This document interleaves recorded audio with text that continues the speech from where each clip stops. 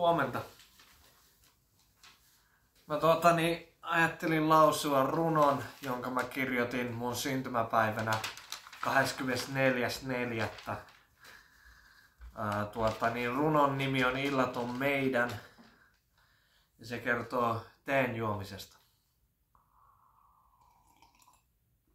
Mulla on tässä kamomilla teetä. Mulla on myös Indian chai teetä tuolla, mutta mulla ei ole yhtään sokeria eikä hunajaa.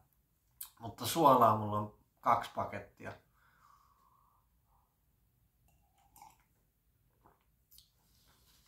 Elikkä siis Illat on meidän on tän runon nimi. Illat on meidän. Haluan käpertyä kuin tyynyliina, teekupillinen ja hyvä kirja. Illat on pyhitetty teen juomiseen, on musiikkia soimassa ja usko huomiseen. Haluan käpertyä kuin kuoriutunut peitto, jääkaapissa tekeytyy kurpitsakeitto. Illat on pyhitetty teen juomiseen, on musiikkia ilmassa ja usko huomiseen.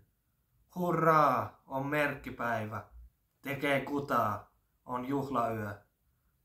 Illat on pyhitetty teen juomiseen, on tähtiä taivaassa ja usko huomiseen.